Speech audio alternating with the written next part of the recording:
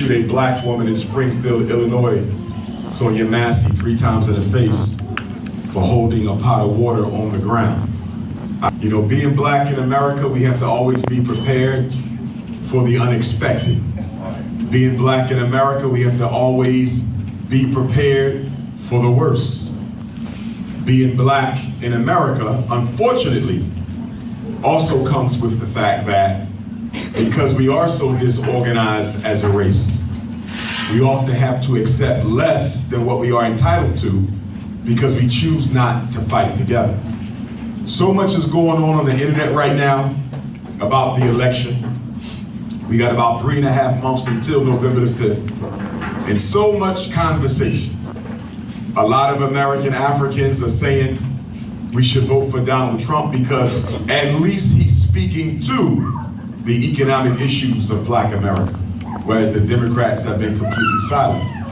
Some folks are saying we gotta vote for the Democrats because Trump is a monster.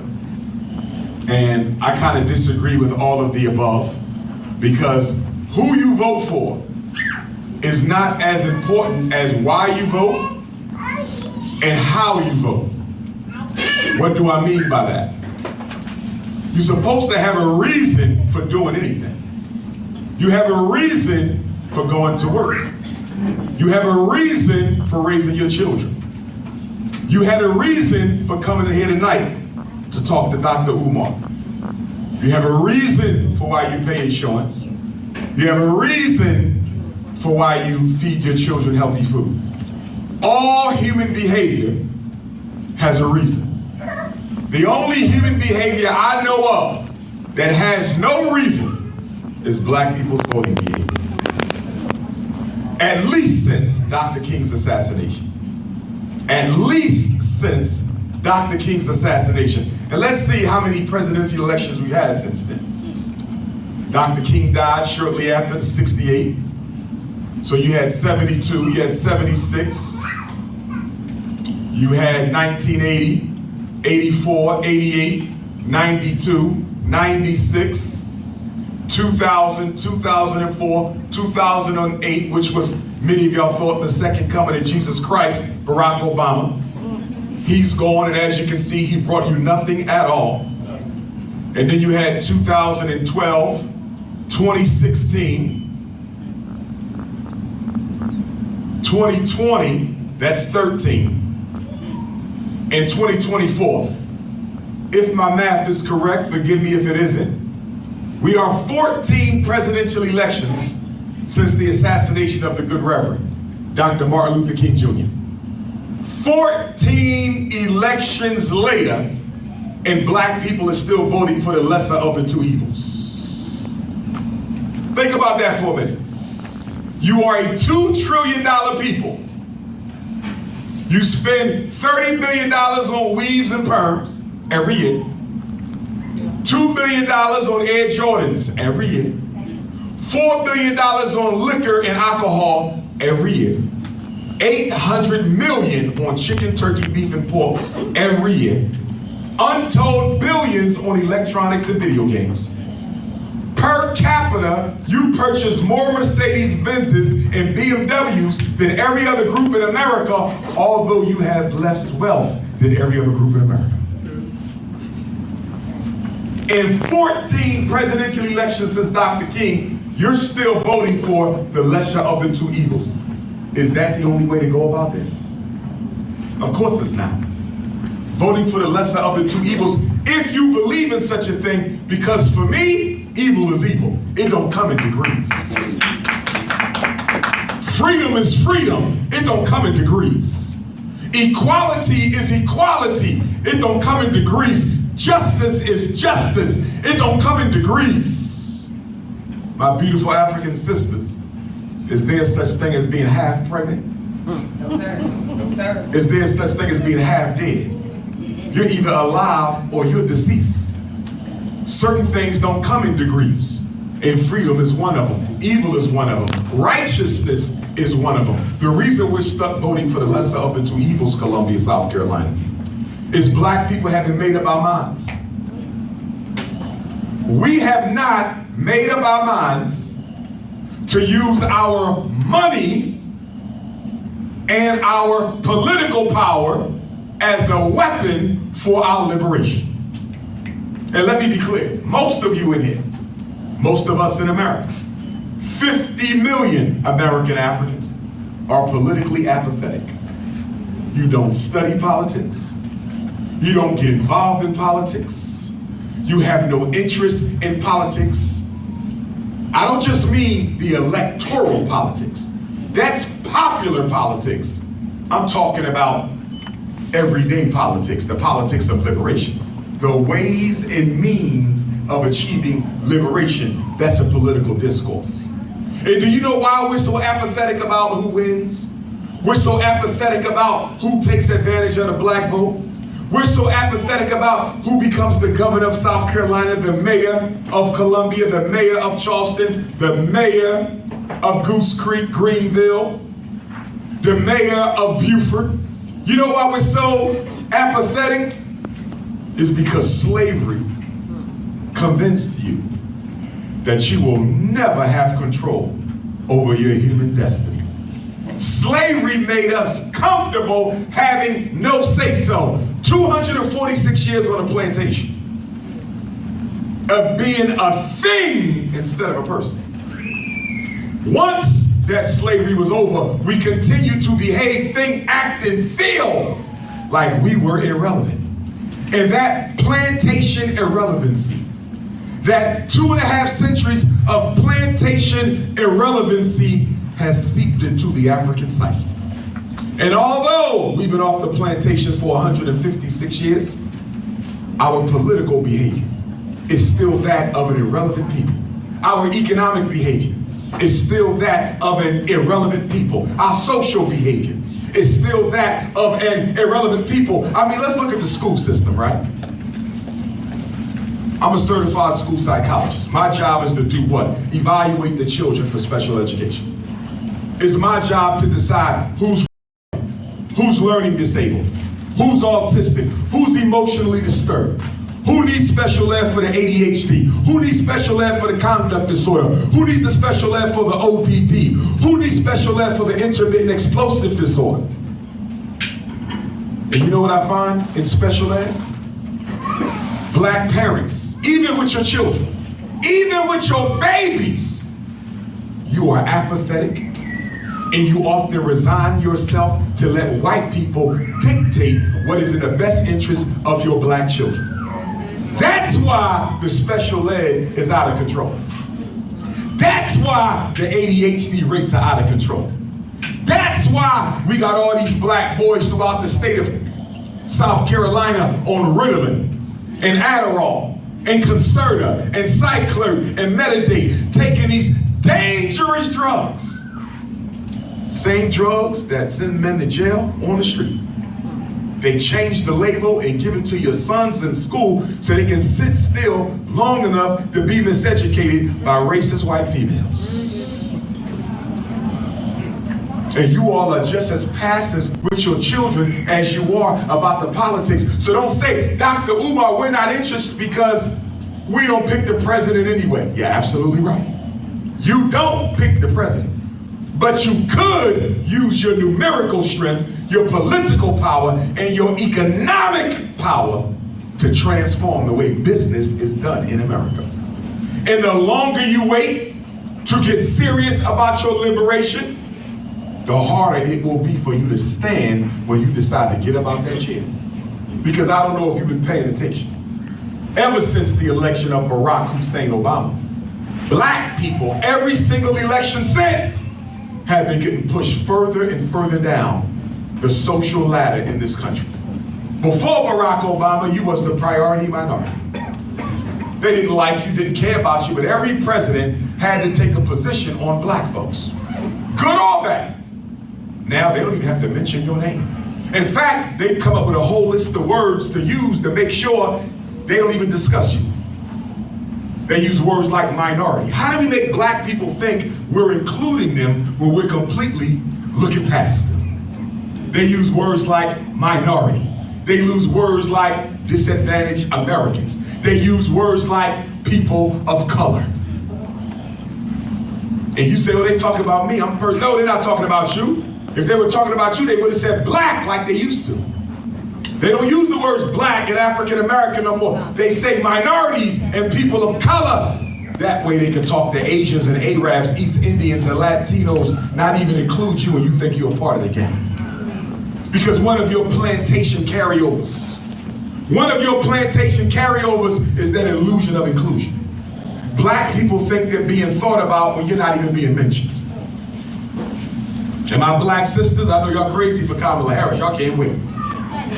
Go give your sister that vote, your AKA sister. Go ahead. And guess what she gonna do for you? The same thing Barack Obama did for you. Not a damn thing. Not a damn thing. I tell you who's gonna eat real good though. Let Vice President Harris end up in that White House. You know who's gonna eat real good? The East Indian immigrant community. By the time she's out the White House, oh, you think they own the Dunkin'? You think they own the hotel chains now? You think the East Indians are buying up all these American franchises now? Wait till Kamala Harris get done with the White House. Barack Obama put the homosexuals out front. Kamala Harris gonna put the East Indians out front. They will be the #1 minority group in this country if she gets that White House. Preach. And it's our fault. I don't even have to demonize her. I don't know if she's half black today or half Indian today, but I don't even have to demonize her. Truth of the matter is, black people, until you start organizing, working together, solidarity is the weakness of the American Negro. It is the one thing you will not do that other people can always take advantage of you because you will not work together. You won't work together in Columbia. You won't work together in Baltimore. You won't work together in Miami. You won't work together in Philadelphia. No! Even with all your Jesus talk, you're still a group of self-hating ex-slaves. Even with all your Muhammad talk, your Hebrew talk, your Moor talk, you still don't work together as a race. All right. But you claim to be saved. If you are saved, how is it possible you can be saved but do nothing to save your people? The contradictions under which we live. Black people refusing to look in the mirror. And then we get around non-black people and think they accept us as an equal. How can they? See, when you come around that Jew or that Anglo-Saxon or that Arab, that East Indian, they're part of a community that works together. Their community don't work together. We have common ancestry, common history, common experience, but we don't have a common destiny because we don't want one. Most black people are not interested in freedom, you're interested in comfort under white supremacy. See, you don't really have a problem with white people running your life because after all, most of you pray to a white Jesus, so you can't have trouble with a white president. If God is white, the president being white is nothing at all. You just want better conditions. I remember when I spoke to some of the Black Power elders, and they talked about how what the government did to neutralize the black liberation struggle. And I don't want to oversimplify it because it's not simple, it's complex as all issues are. But one of the things they talked about was how the government said half these Negroes with their fists in the air don't really want liberation. They just want a job. Half these Negroes with their fists in the air, they don't want liberation, they just want a half decent place to live. Half these people with a fist in the air, they don't really want liberation, they just want their children to go to a halfway decent school. You got to know yourself. Why are you here? What do you want? Do you only want comfort and convenience, or do you want freedom for all black folks? I'm gonna answer the question for you. Most of you want comfort and convenience. You don't want liberation. You know why? Because liberation means you become ultimately responsible for whether you live or die. Liberation means you got to educate your own children. Liberation means you got to build your own homes for your community. Liberation means you got to go into the communities in South Carolina and stop the brothers on the corner from killing each other. Not the police, not the governor of South Carolina, not Kamala Harris, Joe Biden, or Donald Trump. You become the first and the last force in the community. We don't want that. Black people don't want that. You don't want to be thrown in a bush and say, hey, you want to be free, ninja? Go! You don't want that. You want the white man's jobs, you want the white man's neighborhood, you want to eat at the white man's restaurants, you want the white woman to educate your kids, and some of y'all will pay extra money for them to be educated by rich white people. You pay $20,000 and $30,000 a year for private school, a better self-hatred instruction. Do we really want to be free? If somebody asks Joe Biden, you think black people in America really want to be free? You say hell no. Barack Obama, Kamala Harris, Donald Trump, George Bush. Do y'all really think black people in America want to be free? Of course not. I mean, think about it now. We enslaved their ancestors for 250 years, 46. We never paid them no restitution whatsoever. We never took accountability for it. Never said we feel wrong for doing it. We still treat them like dirt, and they will still wake up on the 4th of July and say, I'm proud to be an American. Go ahead. How they gonna respect you like that? My country. Don't even let your ass in the White House. My country. You better not be caught at the governor's mansion by yourself. My country, since when? What exactly about this is yours? And I'm not asking you to hate it, but I'm sure having trouble understanding why you love it. Brothers and sisters, we got 5 major problems in this country.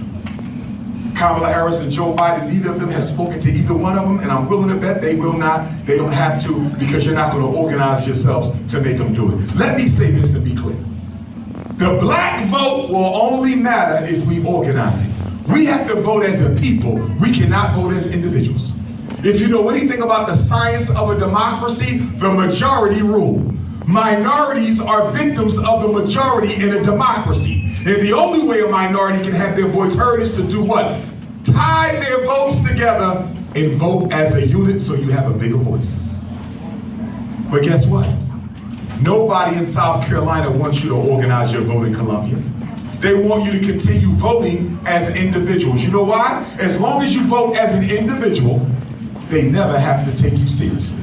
As long as you go out here and vote for anybody, state rep, U.S. rep, state senator, U.S. senator, council person, mayor, governor, president, it don't matter. If you're voting by yourself and you have not tied your vote with other black people in South Carolina so you can have a voice, your votes don't mean nothing. Your votes don't mean anything to us. They matter to the elected officials. They need them to win. But they never matter to us because they're not tied together to give us a voice. Don't you find it interesting? Your black leadership in South Carolina has never asked you to organize your vote. You don't find that a bit interesting? That your black churches in South Carolina have never asked you to organize your vote. Don't you find it a little interesting that your community-based organizations have never asked you to organize your vote before you actually go vote? Why don't all these black leaders ever try to get y'all to vote together? Why they don't get y'all to come together as a unit and say, let's sit down and meet with the gubernatorial candidates first. Let's sit down and meet with the congressional candidates first. Let's call Kamala Harris and Joe Biden into Columbia and tell them they got to answer some questions, and then we will decide how we're going to vote, because we're voting together. We're voting together. All 500,000 of these black votes is going one place or the other. They will not be torn apart. They will not be splintered. We are voting as a people. Why don't your leaders ever do that? Why has Al Sharpton never done that? Al Sharpton has never told black people to vote together. Jesse Jackson has never told black people to vote together. You know why? If you vote together, you can hold people accountable. And nobody wants black people telling people what to do. So you're the only group who is told to vote by yourself. They don't say come in this room and talk about who we should vote for. They say go out and vote. Exercise your constitutional rights. Because they know if you vote without being part of a unit, you will have no voice in what is done. I read a post on Instagram while I was riding over here. Brother said, Dr. Umar, we got to try to hold them accountable after they get elected. That's the worst strategy in life. You don't hold people accountable after they get in. Once they in, they in. You're supposed to hold them accountable before they get your vote. See, that's the backwards nature of Negro political behavior. We're going to let them get in office after they already won on other people's votes and other people's money, and then we want to try to hold them accountable. That's why you're not taken seriously. Brothers and sisters, our 5 major problems are miseducation, mass incarceration, gentrification, ethnic cleansing of black folks out of predominantly black neighborhoods, police genocide, as would happen to our sister Sonya Massey. And you know what I find interesting about Sister Sonya's execution? I ain't heard either candidate. This woman took 3 bullets to the face. The video is all over the internet. I haven't heard either candidate. Not the Republican presumptive nominee, not the Democratic presumptive nominee, not Kamala or Donald. Neither one of them have spoken to Sonya Massey's execution. It's the biggest conversation outside of the election. Why are they not talking about it? Why has neither one of them said anything about that sister taking 3 bullets to the face? I'll tell you why they're not going to say nothing. Go ahead, bro. The police union. Who are the 2 most powerful unions in America? Police and teachers. This is why the schools will never change. And this is why the police will never stop killing. You know why? Because they are organized. Police are organized. They put millions of dollars behind what? Campaigns. And they put millions of votes to put people in office. Why you think you never see the schools get better in South Carolina? Who has ever run for governor in South Carolina with a promise to change the schools? No damn body. You know why? The teachers union. Those white women are organized. They got money, they got votes, they got political influence. The police are organized. They got money, they got votes, they got political influence. The homosexuals are organized. They got money, they got votes, they got political influence. And because of that, they get things done. They dictate political behavior because they are organized. What's so hard for you to organize? Because you have no faith in yourself. And you have no faith in other people who look like you. That's right, most of you have psychologically quit. You have advocated for the freedom struggle, but your ego doesn't allow you to admit that to the rest of us. You ain't fighting for black people. You'll come to the Dr. Umar lecture, sure! You gotta sacrifice nothing to be here. But soon, when you gotta start sacrificing something, you Negroes will drop out. You ain't coming back.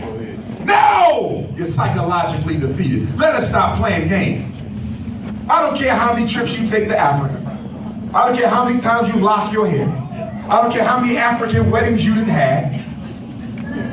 I don't care how many Black History Month programs you didn't through. I don't care how many Kwanzaa events you've attended. Let's be honest now. Most of us are psychologically defeated. We are a conquered people. We are a conquered people. Nothing we do says we respect ourselves as a group. And then we always want to scapegoat God for everything.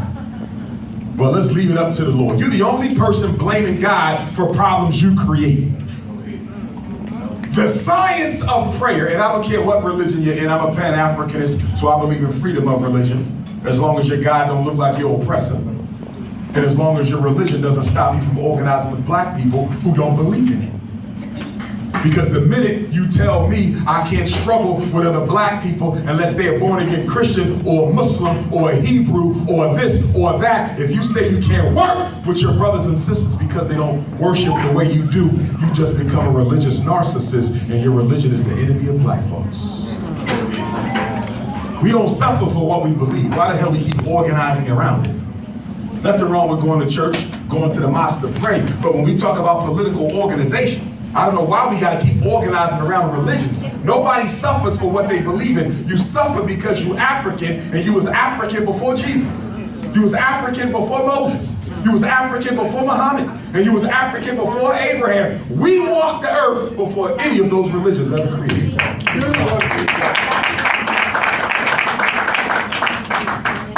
And now you want to pigeonhole me to something that wasn't created until after God put me here. The religions are younger than African people, so why are African people being strangleholded by religions? And you think being oppressed is a blessing because you're taught that in church by religious leaders who don't want to organize you to fight for power, so they simply tell you to glory in powerlessness. The meek shall inherit the earth. They're not talking about the meek inheriting the earth in the white Jewish synagogues. Ain't no Chinese and Arabs talking about no meek shall inherit the earth. They're trying to get every black penny they can get in South Carolina. But because you don't want to fight to be equal, you don't want to fight for liberty, you engineer your religion to justify your political laziness. All these years of praying and we ain't free yet, either something wrong with you, something wrong with the religion, or something wrong with both of you. And you know what's sad? After 405 years of this crap, our number one strategy to eliminate racism is to still pray white people into humanity. That's our number one strategy, compassion. That's your number one weapon. I'm going to make white people feel bad about what they've been doing as if they don't know what they've been doing. Go ahead. You better understand the 3 rules of racism. And I might be the first and only person to tell them to you. Religious Negroes can't, because religions are all multicultural and colorblind. Damn near everyone. Even the ones that claim not to be multicultural and colorblind, if you listen to them close enough, they're making exceptions for certain groups. The first rule of racism. Come on in, family. We got seats up here. You don't have to stand. We do have seats up in the front. You just got to sit up in the front. We do have seats. First rule of racism, South Carolina. First rule of racism. All white people are racist. All Caucasians. The British, the French, the Anglo-Saxon, the Italian, the Irish, all Caucasians are racist. They have to be, because they are a numerical minority. And the only way they can dominate being a numerical minority is to exploit everybody else. They cannot practice equality and run the world. They know that. So equality to them is a sin. They believe in domination. White power domination. That's all they do. That's all they do. Now some of y'all say, wait a minute, Dr. Umar, you can't say every white person is a racist. I know some good white folks. You think you know some good white folks. But I do want to say this, I don't believe every white person is a bigot. Don't confuse racism with bigotry. This is a big mistake we make in the black community. We think racism and racial bigotry are the same. They are not. Let me explain the difference to you. A bigot, a white bigot, is emotionally attached to your destruction. You are a N-I-double-G-A to them. You are racially inferior. You're half monkey. You can't do nothing right. You're spiritually deficient. You're psychologically ill. That's the bigot. The bigot has an emotional opinion that black people are less than them and should not exist. That is a bigot. Ku Klux Klan, that is bigotry. But you don't have to be a bigot to be a racist. You don't have to dislike black people to be a racist. You don't have to use the N-word to be a racist. I need y'all to understand me really clear. Political Science 101 here tonight. Racism only means one thing. You don't have to hate black people to be a racist. Racism means one thing, and this is that one thing. I believe, as a Caucasian, that my people should be in absolute, total control of all resources, opportunities, and privileges. That's it. I don't have to kill nobody. I don't have to believe black people inferior. I don't have to believe none of the stuff bigots believe, but I want white people to run Columbia, South Carolina. I want white people to run the banks of Columbia, South Carolina. I want white people to run the schools of Columbia, South Carolina. I want white people to run the criminal justice system of South Carolina. See how this goes? It ain't got nothing to do with hating blacks. But you selfishly want your people to monopolize power. Therefore, Colombia, I don't care if you're sleeping with white people. I don't care if you're hanging with white people. I don't care if you're praying with white people. I don't care if you're marrying white people, making babies with white people. That does not prove that they're not racist. It might prove they're not a bigot, but it does not prove they're not racist, because all Caucasians are racist. Second rule of racism: white people do not share power with blacks. White people do not share power with blacks. I'm gonna take you back 10 years ago, almost 20. Remember when they first started gentrifying our communities? The white people started coming back, buying up, pushing us out, right? Do you know what they did before they started pushing us out? They had a propaganda campaign that said, we're gonna make New York City a community for everybody. We're gonna make Columbia, South Carolina a community for everybody. We're gonna make Baltimore, Maryland, and Washington, D.C., and Los Angeles a community for everybody. I knew that was a scam. I said, they're about to take over the black community. People said, Dr. Umar, cut it out with your conspiracy theories. Whenever white people talk about sharing power, what they really mean is we're about to take power. Did y'all hear what I just said? You gotta read through the language of racism. When white people say we're about to share power, that means we're about to take power. And that's exactly what they did. Do you know we have the highest black homelessness rate since Dr. King walked the earth?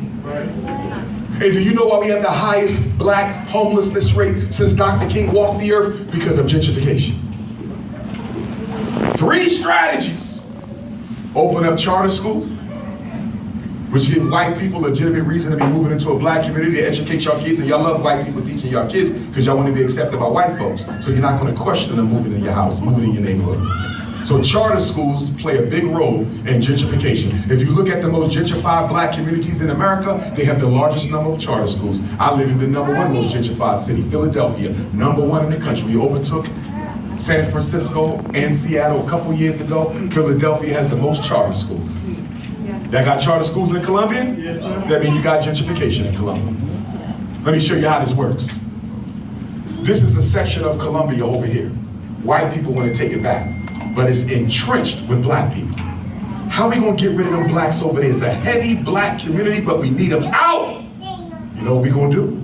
We're going to find one of these little Negroes and pay them to be the face of the charter school. So black people don't do no research, so you think the charter school is black because the person talking about it is black. And then the white people who really open up the charter school, they're going to hire all white people to work at the charter school. And these white people are going to move into that black section of Columbia, South Carolina. And black people ain't going to say nothing about it. You know why? Because Jesus don't see color, so they can come in.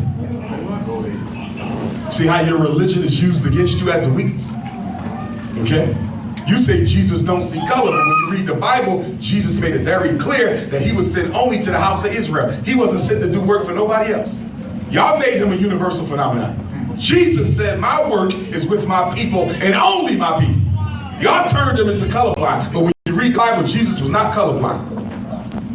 He was very first a race first renegade. So the white people move into the black community. They start buying up the houses, buying up the lots. You don't say nothing because that's my child's teacher. And then they do what? Push the property value up. Now the property taxes is up. Now grandma, she's been retired for 20 years, public school teacher, public servant, and now the property tax is going up so high, grandma can't afford to live there no more, so she forced to sell. And you know what makes it worse? Your black churches, who you give your Jesus money to, guess where they put their money at? In the same white bank that's financing white developers to move you out your neighborhood. Let me say that. You are literally praying to be homeless. Because when you give money to the church in Columbia, the church is taking your money to the same bank who's going to take your white Jesus money and give it to white people so they can buy up your neighborhood and push you out of it. Oh yeah. Jesus' money is doing the devil's work. Woo! And then the black pastor tell you, I'm not political. We don't deal with politics, Dr. Umar. We just deal with the Lord. Well, if you so political, pastor, why is your church always the first stop or the last stop for somebody running for a political office? If the black church is not political, why do you allow your pulpit to be exploited by political pimps? If Jesus ain't got nothing to do with who's running for the political office, why do you let the candidates exploit your pulpit? Because pastors are pimps just like politicians. And if you disagree, show me the church in Colombia that's leading the fight for better schools. Show me the church in Colombia. I didn't say coming to the meetings. I didn't say showing up to talk. I didn't say participating in a march. I said aggressively leading and fighting and not taking no money, by the way. Because what a lot of you ninjas do is you get grants from the same people we fighting. You're a hypocrite. Let me just say that right now. If you're taking money from the people we fighting, you are a hypocrite. Period. There's no way around it. When we started renovating the Frederick Douglass Marcus Garvey Academy in Wilmington, Delaware, people was coming to me, Dr. Umar, we want to help fund the school. I can't take your money. Why? Because you're a politician. I can't take your money. You're going to give me money so I won't criticize you publicly when you screw my people over. I can't do that. I said, there's black people who depend on my political opinion before they make decisions. I cannot be bought. I didn't come this far in life to be somebody's pet. Some of y'all don't mind being pets as long as you get enough money. I'm not for sale. What does it profit a man to gain the whole world and lose his soul? You got to stay free. Listen, if you can't do nothing else, don't compromise your integrity. Too many of us can't fight the good fight because we done already sold out. Some of y'all took money 10, 20 years back, and you can't say nothing for black people no more because you had already sold your soul 10, 20 years ago. Selling out to the Democrats, selling out to the Republicans, selling out to the black pastors, selling out to the Masons, selling out to the fraternity, selling out to the gay secret societies, selling out to this, selling out to that. I ain't sold out to nobody. I ain't no Mason, no Greek, no elk, nothing. I'm black, and that's it. I don't belong to nothing. Why? Because I will not pledge loyalty to anything above black people. Some of y'all got loyalties that supersede your race. So you will sell out waiting to happen because there's something more important to you than your people's freedom. Your fraternity more important than your people's freedom. Your Masonic lodge more important than your people's freedom. Your professional group more important than your people's freedom. Being gay more important than your people's freedom. A lot of you got commitments to certain causes that supersede black liberation. I don't have that problem. Only thing I think about is liberation for black folks. I ain't got no contradictions in my walk. And you know what's funny? When I come across Negroes who got contradictions in their walk, they try to make me feel bad because they not free no more. Dr. Umar, if you go and say that, I might lose my grant. You should have never had it. Don't invite me to speak, because what you ain't gonna do is ask me to speak and then think you're gonna script my words. I don't do that. I dance to my own tune. Nobody gonna tell me, oh, we would have bring you in, Dr. Umar, but you be saying stuff that's gonna step on some toe. That's my job.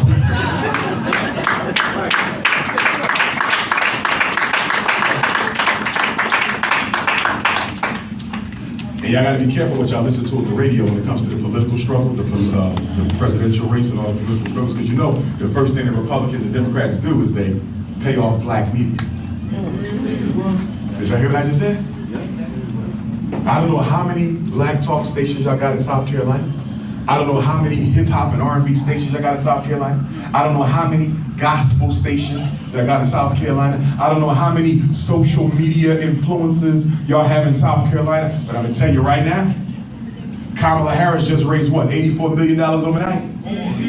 81 million. The highest 24-hour campaign raise in presidential history, more than Obama. And guess what she gonna do with some of that money? First thing she gonna do, come right into South Carolina, go to the black bourgeoisies and say, who are your top black stations in this state? We gotta buy them off right now. We don't want them saying nothing about Donald Trump, nothing good, no Trump. We're going to pay them to only push the Democratic agenda. Where your top pastors at? We're going to pay them to only push. This is what they do. So when you listen to the radio, you think you're listening to somebody giving you an unbiased assessment of the political struggle. No, they've been bought. You don't get no unbiased media. These Negroes is bought. I keep getting text messages, somebody talking about something I want to meet with, what's the Kennedy guy that's running as an independent, I think? RFK. RFK. They keep calling me, do you want to sit down with RFK? For what? What is RFK trying to do for black folks? Y'all not gonna make me I'm not no flunky. I'm not for sale. Keep trying to make me be, they want me to endorse one of these folks. You out of your damn mind. Y'all not loyal to me. John F. Kennedy was a loyal to black folks. How many black people had to die and go to jail before he finally sent the military down there to intervene? He didn't care about us. His brother, the Attorney General, was tapping Dr. King's phone while he smiled in his face. Oh, white people care about black folks, and that's your problem. You think there's actually white folks who care about you, so you keep giving them the benefit of the doubt.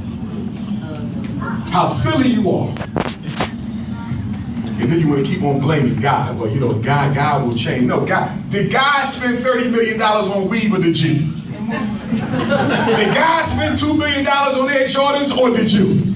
Is God running around wiping these flat booty snow bunnies up or you? Always want to blame God when something go wrong for black folks. We don't take responsibility for nothing. That's the Lord's work. Police killed Sonya Massey, that's the Lord's work. No, it ain't, it's Negro work.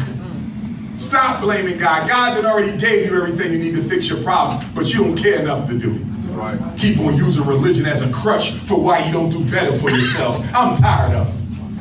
I'm tired of it. And what example are we building for our children? The same old tired example? Black people spending all their money to have fun and begging for what they need from white folks who can't stand them? That don't even make no sense. $2 trillion people begging white people to fix your schools when you can open your own. Do we have a black-owned hospital in South Carolina? And why don't we have a black-owned hospital in South Carolina? The law allowed, Jews got their own hospital. Asians got their own hospital. Some Arabs got their own hospital. You ain't got one. But you got all the weaves, all the perms, all the nails, all the sneakers. You got Negroes with 200 pair of sneakers in their house. Overgrown children. Black men, we act like overgrown children. I'm collecting sneakers. You damn near 60, collecting sneakers. Overgrown child syndrome. That's what we do. 25 cars. Look at the rappers. These niggas got 25 and 50 cars. Ain't built an institution yet. Children think like that. Children spend their money on pleasure and beg for their necessities. Grown men are supposed to spend their money on necessities and think later about the pleasure. And we gotta stop this black male-female relationship back and forth struggle, because at the end of the day, we need each other. We all we got. Y'all need to stop this. We all we got. When I look at Sonya Massey, 3 bullets to the face, and then I get on YouTube and see black men tearing black women down, what are we doing, fellas? Even if you got a problem with your woman, you don't tell the whole world you don't value her. You don't tell the whole world you don't care about her safety. You don't tell the whole world she don't mean nothing to you. You got black men on the internet telling the whole world, I don't care about my woman. Which means you don't care about your damn mother. And then we want the women to be perfect. If anything wrong with her, she ain't good enough. She better be the right weight, the right shape, the right hairstyle, the right job, the right income. She better not question what I say. Listen, if you want the black woman to treat you like a king, then you gotta stop sending her to work for white men. It is a contradiction for a black man to tell a black woman, honor me and obey me as your king, but you gotta go work for white men in the morning. That's a complete contradiction. Kings don't send their women to go work for other people. So if we're going to be kings all day long, or we just want to be a king when it suits us. I had one brother say, Dr. Umar, black women don't give us the power, how are we going to lead? My ninja. My ninja, my ninja. You don't need to ask black women to give you the power. If you do what you're supposed to do as a man, she will give you the damn power.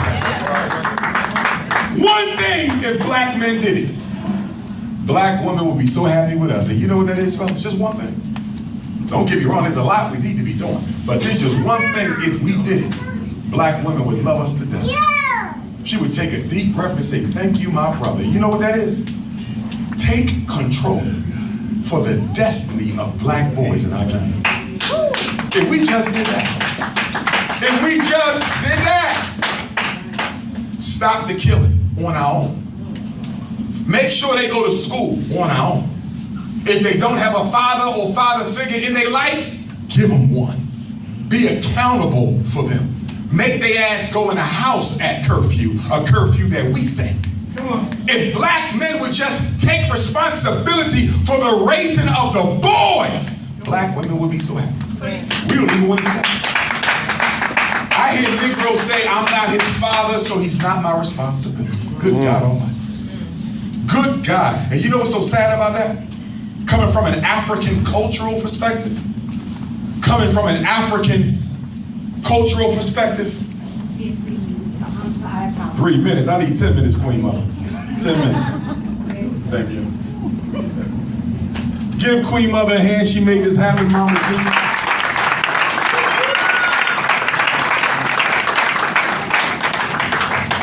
The first time I came to Columbia was an invitation by the University of South Carolina to keynote their psychological conference, Black Psychology Conference. That was back in probably 2012. Dawn Staley, my North Philadelphia sister, had just taken over to be the head coach of your Lady Gamecocks. But every visit since then was because of Mama G. So we want to give her that respect and that honor.